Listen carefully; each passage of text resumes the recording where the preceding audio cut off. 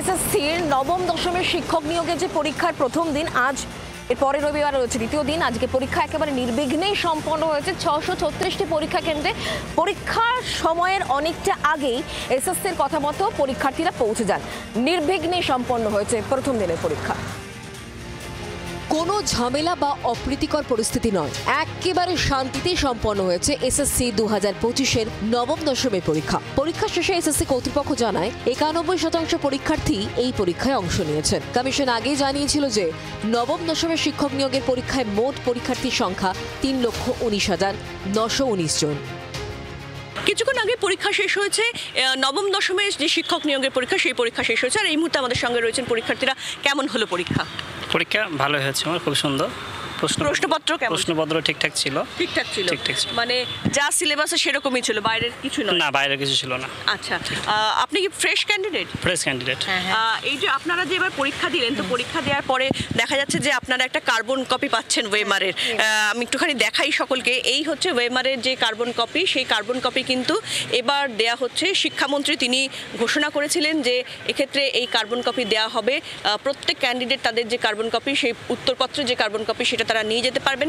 কালো জামা পরে পরীক্ষা দিতে যান যোগ্য শিক্ষক শিক্ষিকা অধিকার মঞ্চের দুই মুখ, মেহবুব মণ্ডল ও চিন্ময় মণ্ডল। মেহবুব সোনারপুর বিদ্যাপীঠে পরীক্ষা দেন, হালিশহরে আদর্শ বিদ্যাপীঠে পরীক্ষা দেন চিন্ময় মণ্ডল। পরীক্ষা হল থেকে বেরিয়ে তিনি বলেন, প্রশ্ন খুবই সহজ হয়েছে, সবকিছু নির্ভর করছে কাট অফ মার্কস কি থাকে তার উপরে। খুবই সাধারণ প্রশ্ন হয়েছে, এবার সেক্ষেত্রে সিলি মিস্টেক হতেই পারে, কিন্তু যে ধরনের প্রশ্ন এসছে তাতে ডিটেল পড়াশোনার কোনো দরকার পড়ে না। মানে যথেষ্ট প্রশ্ন সহজ হয়েছে আমার সাবজেক্ট, আমি বলতে পারি। চিন্ময় মেহবুবরা কালো জামা পরে পরীক্ষা দিল, সাদা পোশাকেই চুচুড়ার বিনোদনী উচ্চ বিদ্যালয়ে পরীক্ষা দেন চাকরিহারা প্রতিবাদী শিক্ষক সুমন বিশ্বাস। যদিও প্রথমে তিনি জানিয়েছিলেন নবম দশমের এই পরীক্ষায় অংশ নেবেন না।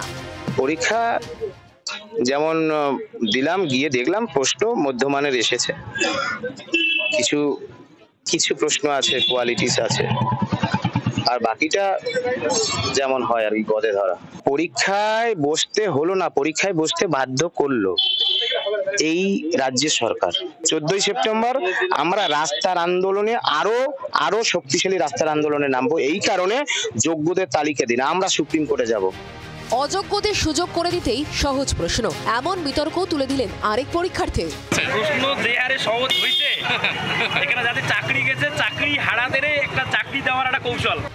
শিক্ষক নিয়োগ দুর্নীতি আন্দোলনের অন্যতম মুখ শিলিগুড়ির অনামিকা রায়। শিলিগুড়ি গার্লস হাই স্কুলে পরীক্ষা দেন অনামিকা। সীমাহীন দুর্নীতির জন্য আজকে আমাদের মতন এরকম হাজার হাজার যোগ্য শিক্ষকদের আবার নিজের যোগ্যতা প্রমাণ করতে হচ্ছে। মানে যোগ্য হিসেবে প্রমাণিত হওয়ার পরেও আবার এই দ্বিতীয়বার নিজের চাকরি বাঁচানোর জন্য আবার পরীক্ষা দিতে হচ্ছে, মানে এটা সবচেয়ে দুর্ভাগ্যের। এসএসসি জানিয়েছে এদিনের পরীক্ষায় ভিন রাজ্য থেকে 31,000 পরীক্ষার্থী অংশ নিয়েছে। পরীক্ষায় কোথাও কোনো অশান্তি হয়নি বলে জানিয়েছে এসএসসি।